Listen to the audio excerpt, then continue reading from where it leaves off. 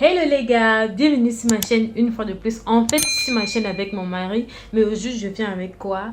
Une story time. Et vraiment, ça m'attriste de vous annoncer cela. Vous savez, dans mes dernières vidéos, j'ai annoncé que j'étais enceinte. J'ai reçu des messages sur Instagram. Déjà, ceux qui ne me suivent pas encore sur Instagram, qui ne me suivent pas, je vais laisser le lien en description et aussi dans les commentaires. Du coup, j'ai reçu un message. J'ai reçu beaucoup de messages de personnes qui m'encourageaient et vraiment, ça me va tout droit au cœur. Du coup, il y a quelques extraits là que je vous montre. Ils m'ont laissé des messages pour m'encourager, pour me dire félicitations, il faut rendre grâce à Dieu de t'avoir béni avec cette grossesse et tout, et tout, et tout, et tout. J'ai reçu plein de messages. J'ai même reçu des voices. Et parmi ces messages, il y a un seul qui m'a vraiment beaucoup bouleversée, que j'ai lu, j'ai relu et j'ai demandé à la personne si vraiment est-ce que je peux partager son expérience parce que ça m'a beaucoup touchée et je me suis dit non, il faut que je partage avec vous. Parce que j'ai lu cela et je me suis rendu compte vraiment qu'un enfant c'est une bénédiction.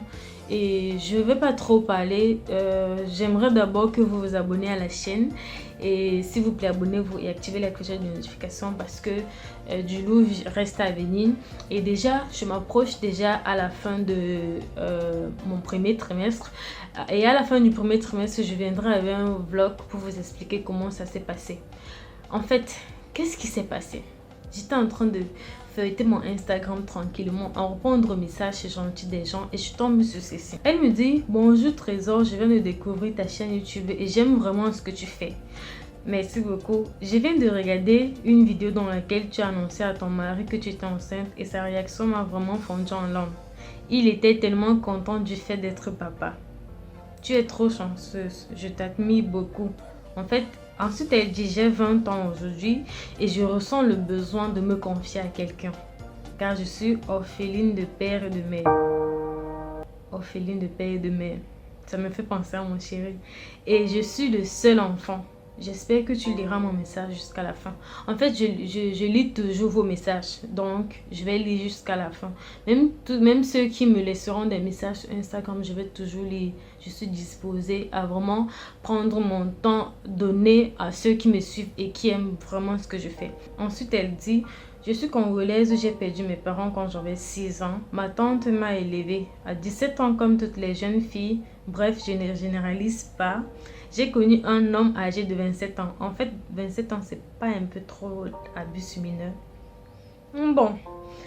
Qui m'aidait souvent avec quelques sous, puisque ma tante ne me donnait pas assez d'argent de poche. Et d'ailleurs, elle payait à peine ma scolarité. Vraiment, c'est dur cette vie.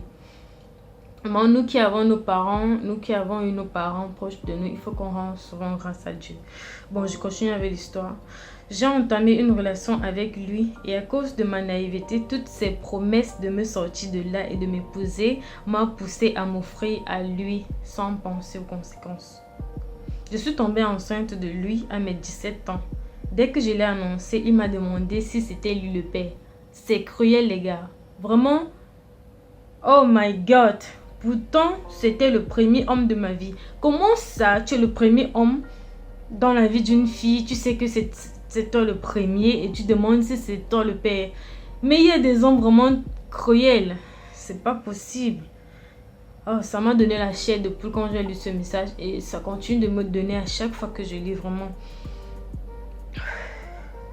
Je sais qu'elle va regarder cette vidéo et je l'ai demandé d'abord si je peux partager. Elle m'a dit oui, pas de problème.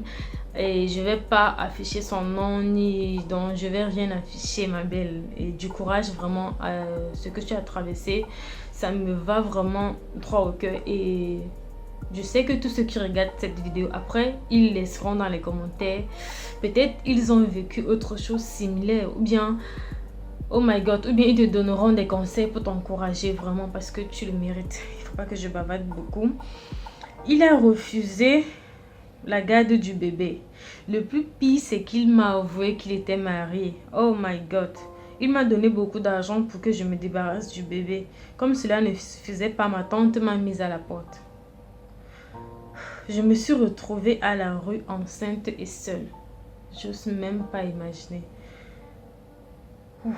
J'ai été forcée d'utiliser cet argent pour m'acheter de quoi manger et me trouver où vivre. Ensuite, j'ai essayé par tout le monde d'avorter miel, remède naturel, remède traditionnel. Vous savez, le miel fait avorter. Mais ça n'a pas marché et je ne pouvais pas aller à l'hôpital car j'avais utilisé une partie de l'argent pour me payer tout ce que j'avais besoin. Aujourd'hui, j'ai accouché de ma fille dans ma chambre toute seule. Oh my god, de nos jours, accoucher seule avec les aliments qu'on mange qui nous compliquent. Avant, on disait c'est facile d'accoucher seule, d'accoucher d'une manière traditionnelle. Mais avec tout ce qu'on mange aujourd'hui, ça nous donne des maladies. Comment accoucher seule? Oh my god. Je compatis vraiment. Oh Seigneur. C'est vraiment touchant. Elle dit aujourd'hui, j'ai accouché de ma fille dans ma chambre toute seule, que je payais en vendant de la nourriture aux étudiants. Une femme battante à cet âge. Et elle fait ma joie. Je regrette d'avoir essayé de l'avorter et je m'en veux tous les jours pour cela. Ne cesse jamais de rendre grâce à Dieu et continue de partager des vidéos. Merci, je vais continuer de partager. À cet âge, moins de 20 ans, aujourd'hui elle a 20 ans, ça veut dire qu'elle a eu son enfant à 17 ans, proche de 18 ans. Et elle a pu vivre dans la rue sans sortir, en vendant de la nourriture, en faisant ceci.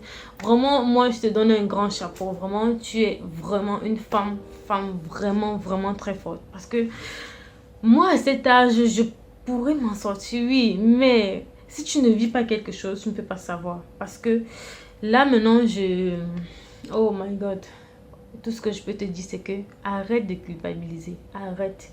Parce que dans ton cas, tu n'avais rien. Déjà, tu n'avais pas de soutien. Comment est-ce que tu allais t'occuper d'un enfant? Et aussi avec le stress, ta tante t'a mis à la porte. Ton chéri est marié et tout. Donc, tu n'avais personne dans le dos. Donc, arrête de culpabiliser du fait que tu essaies d'interrompre la grossesse. C'est vrai que c'est pas bien. C'est vraiment un crime de vouloir interrompre la grossesse. Mais moi, je ne juge pas celles qui le font. Moi, je ne juge pas celles qui le font parce que dans la vie, on ne traverse pas vraiment les mêmes choses. Tu vas être là à vouloir un enfant pendant que quelqu'un ne veut pas. Ne juge pas celle qui ne veut pas. Parce que ce n'est pas bien de faire des enfants qui vont passer leur vie dans les foyers d'accueil. Parce que moi, je trouve que... Et je n'encourage pas, mais je ne juge pas. Il ne faut jamais juger quelqu'un.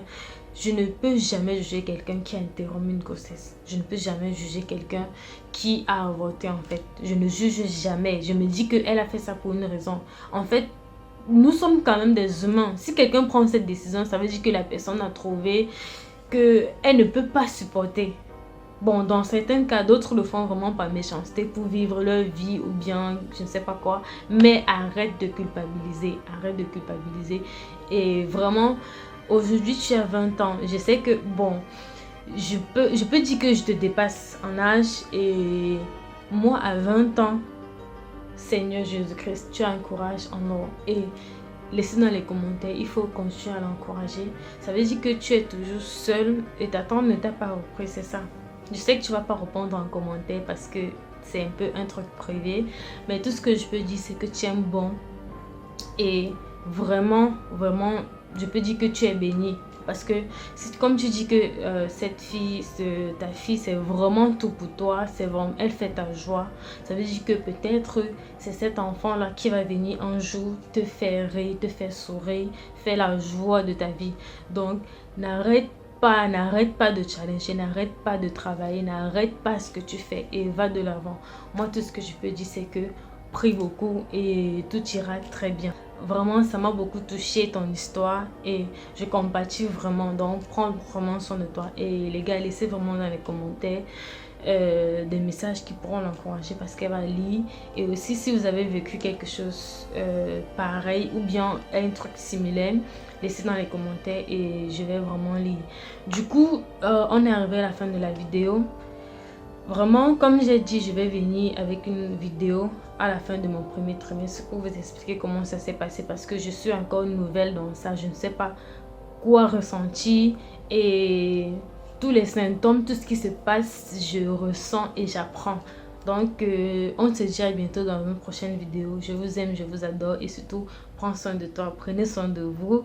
Je vous aime. Bye!